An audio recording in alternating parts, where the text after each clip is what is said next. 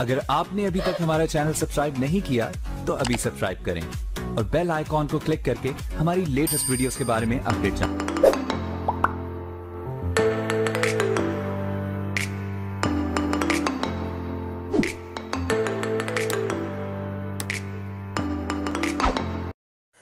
आज के इस वीडियो में हम लोग बात करेंगे पूरा पाषाण काल की। ये रहा हमारा पूरा पाषाण काल, पैलियोलिथिक एज, प्राचीन भारतीय इतिहास का भी सबसे प्राचीन हिस्सा, मतलब संपूर्ण भारतीय इतिहास का सबसे प्राचीन हिस्सा।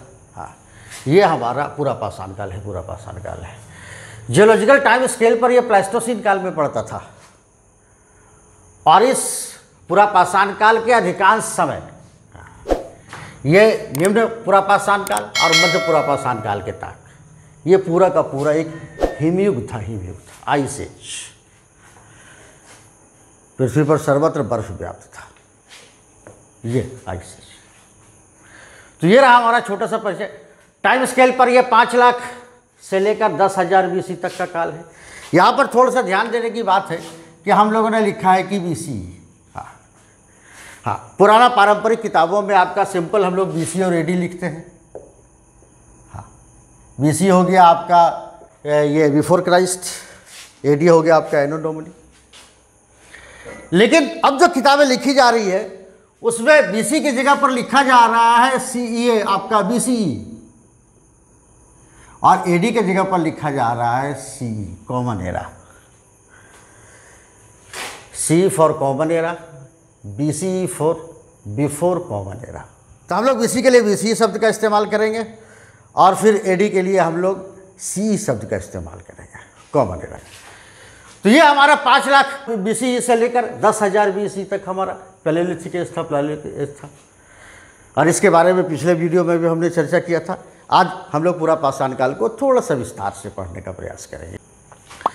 जैसा पिछले क्लास में ही हम लोगों ने देखा था कि पूरा पाषाण काल को हम लोग फर्दर 3 भागों में बांट देते हैं, आपको कहा जाता है। हाँ, ये पूरा का पूरा पाषाण काल जो है वो पत्थर के उपयोग के आधार पर है। तो इस पूरे काल के दौरान 5 लाख से लेकर 10,000 BCE के काल के दौरान जितने भी पाषाण उपकरण हमें प्राप्त हुए हैं उनमें अंतर है, उनकी विशेषताएं अलग अलग हैं। और उसी पाषाण उपकरणों की विशेषताओं के आधार पर पूरा पाषाण काल को 3 भागों में बांट दिया गया है। इस काल के पत्थर के औजार अभी हम लोग देखेंगे, अलग किस्म के हैं, इधर के अलग से हैं, इधर अलग से हैं। और इसलिए पत्थरों के आकार प्रकार, उनके पत्थरों की विशेषताओं के आधार पर पूरा पाषाण काल को हम लोग 3 भागों में बांट देते हैं। निम्न पूरा पाषाण काल, निम्न कहे या पूर्व पूरा पाषाण काल कहे, लोअर पैलियोलिथिक। मध्य पूरा पाषाण काल, मिड पैलियोलिथिक। उच्च या उत्तर पूरा पाषाण काल, अपर पैलियोलिथिक। टाइम स्केल पर 5 लाख से 50,000 BC, 50,000 से 40,000 BC और 40,000 से 10,000 BC। यह सबसे बड़ा हिस्सा, इनफैक्ट पूरे भारतीय इतिहास का सबसे बड़ा हिस्सा। तीनों काल से इतिहासकार जो जुड़े हुए हैं, DN वालिया साहब, उनकी खोजें निम्न पूर्व पाषाण काल से संबंधित है। SD संकालिया, जिनकी खोजें मध्य पूरा पाषाण काल से संबंधित है। और VS वाकनकर, जिनकी खोजें उच्च या उत्तर पूरा पाषाण काल से संबंधित। चल, अब तीनों काल के अलग अलग विशेषताओं को हम लोग समझने का प्रयास करें। देखिए, पूरा का पूरा जो पाषाण संस्कृति है, पाषाण संस्कृति है, पाषाण संस्कृति में हम लोग देख रहे हैं जो हमने लिखा है यहाँ पर। हाँ, यह इस काल में जो पत्थर इस्तेमाल होते थे, निम्न पूरा पाषाण काल के लोग जो पत्थर का इस्तेमाल करते थे वो पत्थर क्वार्टजाइट थे या स्फटिक उनको कहा जाता है। मध्य पूरा पाषाण काल में आपका कहा जाता है कि क्वार्टजाइट तो था ही था, चर्ट का भी इस्तेमाल होने लगा, जैस्पर का भी इस्तेमाल होने लगा, नए नए प्रकार के पत्थरों का इस्तेमाल मध्य पूरा पाषाण काल में होने लगा। और उत्तर पूरा पाषाण काल में भी यही पत्थर सब प्रयोग में लाए गए जो मध्य पूरा पाषाण काल में था। Quartzite, chert, jasper, flint. ये जो हमारा निम्न पूर्व पूरा पाषाण काल था, इसको कहा जाता है क्रोर संस्कृति, इसको कहा जाता है फ्लक्स संस्कृति। और इसको कहा जाता है ब्लेड संस्कृति। ये हो गया हमारा ब्लेड कल्चर, ये हमारा हो गया फ्लैग कल्चर, और ये हमारा हो गया क्रोर।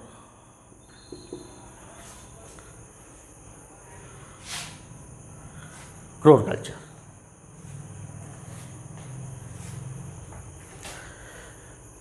चल, जब एक पत्थर को थोड़ा सा हम लोग समझ रहे हैं क्रोर किसको कह रहे हैं, फलक किसको कह रहे हैं और ब्लेड किसको कह रहे हैं, थोड़ा सा। अगर किसी बड़े पत्थर चट्टान को, पेबल जिसको पेबल कहा जाता है गोलास, अगर इस चट्टान को दूसरे किसी चट्टान से प्रहार किया जाए तो इस चट्टान के जो बाहरी पतले पतले हिस्से वो टूट कर इससे अलग हो जाते हैं। उन्हीं को कहते हैं फ्लेक्स, फलक वही होते हैं। और ये जो बचा हुआ हिस्सा होता है, ये जो बचा हुआ हिस्सा होता है, इसको हम लोग क्रोर कहते हैं। तो निम्न आपके पुरापाषाण काल में इन पत्थरों का ज़्यादा प्रयोग होता था, जो आकार में बड़े थे, भारी थे। ये क्रोर उपकरण, इसको इसलिए क्रोर संस्कृति, निम्न पुरापाषाण काल को हमने इसी के आधार पर, इस पत्थर के इसी विशेषता के आधार पर क्रोर संस्कृति का। मध्य पुरापाषाण काल में इन पत्थरों का जो टूट कर इससे एकदम पतले पतले आकार में हट गए थे उससे, जिनको हम लोग फलक कहते हैं, उन फलकों का ज़्यादा इस्तेमाल हुआ था। हाँ, और पाषाण उपकरणों की धार थोड़ी सी बढ़ गई। और उच्च उत्तर पुरापाषाण काल में भी आपका कहा जाता है कि जो ब्लेड संस्कृति थी, उसी फलक, ये जो फलक था, पत्थर के जो पतले पतले जो आकार के जो औजार होते थे, उसको और धार किया, और ऐसा धार कि वो ब्लेड के बराबर धार हो गया, जिसको कहा गया ब्लेड संस्कृति। तो कहने का मतलब है कि तीनों ही फेज में पत्थरों का उपयोग अलग अलग तरीके से हुआ, आपका कहा जाता है। जो निम्न पूर्व प्राचीन काल के जो औजार थे, उनको कहा जाता है कि गंडासा, खंडक। चॉपर, गंडासा हो गया चॉपर, खंडक हो गया चॉपिंग। और नॉर्मली उत्तर भारत के जितने भी स्थल हैं जो पूर्व पुरापाषाण काल से संबंधित हैं, उनमें गंडासा और खंडक पाया गया है। हस्त कुठार हम लोगों ने पढ़ा ही था कि पल्लवरम में पाया गया, रॉबर्ट्स ब्रूसफुट के द्वारा। तो हस्त कुठार दक्षिण भारत।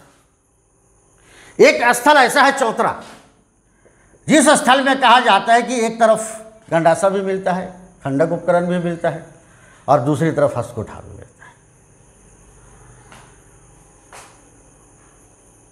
ये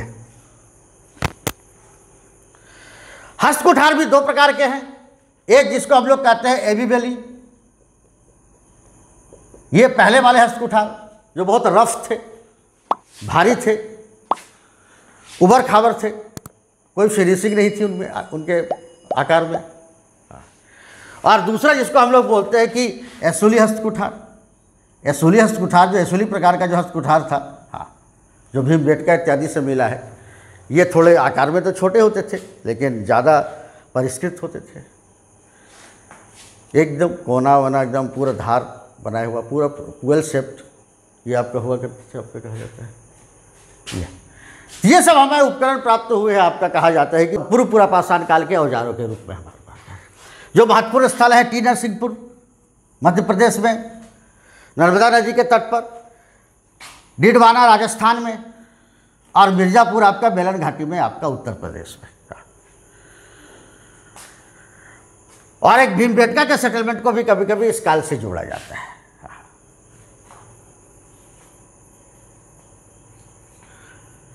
तो ये हमारा निम्न पूर्व पुरापाषाण काल और उसकी विशेषताएं थी। मध्य पुरापाषाण काल में पत्थरों में परिवर्तन हुआ, जिक्र कर ही चुके हैं। क्वार्टजाइट के अलावा नए पत्थर के उपकरण बनाए जाने लगे, और फ्लेक्स के उपकरण ज़्यादा बनाए जाने लगे, जो थोड़े हल्के होते थे और थोड़े डिफाइंड होते थे, थोड़े से धारदार होते थे। और उसी के उदाहरण के रूप में हमें खुरचनी मिला है, बेधनी मिला है। बेधनी मतलब है, खुरचनी का मतलब हो गया इस तरह का स्ट्रक्चर बनाकर, इस तरह का, किसी भी चीज़ को, जानवर की खाल वगैरह खुरचने के लिए, पेड़ की खाल वगैरह खुरचने के लिए, ये संज्ञा खुरचनी। बेदरी पॉइंटर, नुकीला, छेदवेद करने के लिए।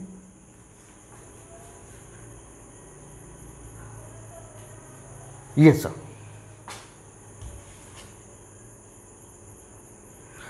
मध्य पुरापाषाण काल के महत्वपूर्ण साइट में नेवासा है, महाराष्ट्र में स्थित नेवासा, जो प्रारूप स्थल माना जाता है। मतलब मध्य पुरापाषाण काल की जितनी भी विशेषताएं मतलब हैं वो सभी यहाँ पर उपलब्ध है, नेवासा में उपलब्ध है। दूसरा जो महत्वपूर्ण साइट है जिसको हम लोग कहते हैं हथनौड़ा, और ये एक मामले में बड़ा ही इंपॉर्टेंट साइट है आपका, कहा जाता है कि हथनौड़ा, क्योंकि हथनौड़ा में आपका कहा जाता है कि भारतीय उपमहाद्वीप का पहला मानव कंकाल, याद रखना है, ये हथनौड़ा में मानव कंकाल पहला मिला है। खोपड़ी,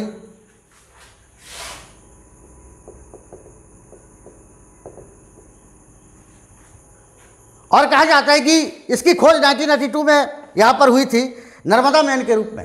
हाँ, आर्कियोलॉजिकल सर्वे ऑफ इंडिया के डॉक्टर अरुण संकालिया थे। डॉक्टर अरुण संकालिया ने कहा जाता है कि 1982 में इसकी खोज की और इसका नाम दिया गया नर्मदा मैन। नर्मदा मैन, और ये नर्मदा मैन जो था ये होमो इरेक्टस ग्रुप का था। ये हमारा होमो इरेक्टस था। तो हथनौड़ा एक बहुत ही इंपॉर्टेंट साइट।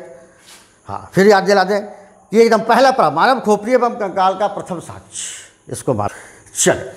मध्य पुरापाषाण काल के बाद हम लोग चलते हैं उच्च उत्तर पुरापाषाण काल, अपर पैलियोलिथिक। इसमें हम लोगों ने देखा था ब्लेड संस्कृति, पूरा पत्थर का एक चौकोर टुकड़ा और इसके दोनों तरफ यहाँ पर धार बनाया जाता था, जैसे ब्लेड होता है आजकल का। ये जो मध्य पुरापाषाण काल में जो फलक इस्तेमाल किए जाते थे उनको ज्यादा धारदार बना दिया गया, खुरचनी को और धारदार बना दिया गया, बेदरी को और धारदार बना दिया गया, और पॉइंट बना दिया गया। ब्लेड जैसे पाषाण उपकरण का प्रयोग होना शुरू हुआ, इसलिए हम लोगों ने इसको ब्लेड संस्कृति। एक्चुअली ये थी फलक संस्कृति ही थी, लेकिन उससे ज़्यादा परिष्कृत ये संस्कृति थी। उच्च पुरापाषाण काल में आपका कहा जाता है कि हिमयुग समाप्त हो गया। आइस एज जो आपका थ्रू आउट आपका लोअर पैलेयोलिथिक में और मिड पैलेयोलिथिक में था, वो अब समाप्त हो गया। इससे जलवायु थोड़ी सी गर्म हुई। हाँ, पूरा आपका कहा जाता है कि जीव जंतुओं में परिवर्तन हुआ, वनस्पतियों में परिवर्तन हुआ। हाँ, और इधर जैसा पहले हम लोगों ने पढ़ा था कि होमो सेपियंस का उदय हुआ। हाँ, लगभग 30,000 BCE में हम लोगों ने होमो सेपियंस का उदय पढ़ा था ना। देखिए 40,000 से लेकर 10,000, इसी बीच में हमारा होमो सेपियंस का उदय हुआ। एक और इस काल की विशेषता रही, इस काल में अस्थि उपकरण के प्रयोग के कई उदाहरण मिलते हैं। नॉर्मल अस्थि आपका कहा जाता है कि हिरण के ही अस्थियां पाई जाती हैं, और अस्थि का बना हुआ एक मातृ देवी का मूर्ति भी आपका प्राप्त हुआ है, ये बेलन घाटी में। मतलब अस्थि की मूर्ति।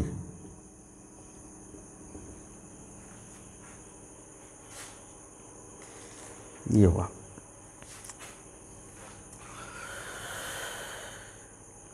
यहां पर जो सबसे इंपॉर्टेंट साइट था दैट वाज भीमबेटका,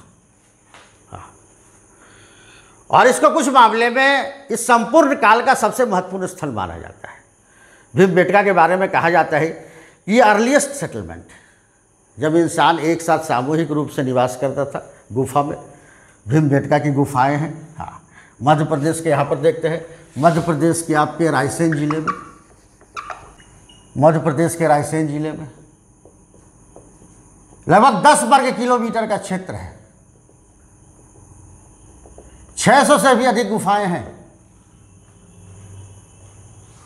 ये और इसको भीमबेटका की गुफाएं, भीमबेटका की गुफाएं के नाम से ये जाने जाते हैं। इनको अर्लियर सेटलमेंट माना जाता है, बस्तियाँ।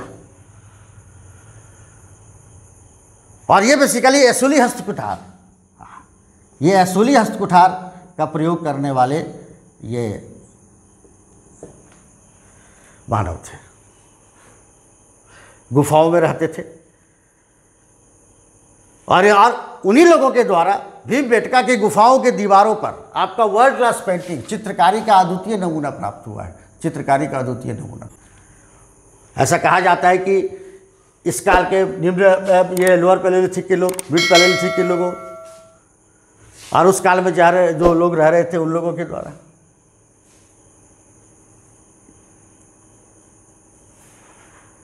ये भीमबेटका के बारे में थोड़ा सा मिथोलॉजिकल स्टोरी भी है। और ये कि जब पांडवों को 14 साल का जो वनवास मिला था तो बहुत सारे जगह गए थे, तो यहाँ भी गए थे।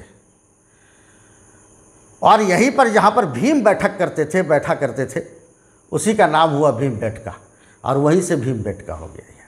तो एक मिथोलॉजिकल स्टोरी भी इस भीमबेटका के साथ आपका जुड़ा हुआ है, आपका कहा जाता है। हाँ, जो चित्रकारी की गई है इसमें, वो नॉर्मली 1 से 2 मीटर के डायमेंशन के हैं, 1 से 2 मीटर के डायमेंशन के हैं।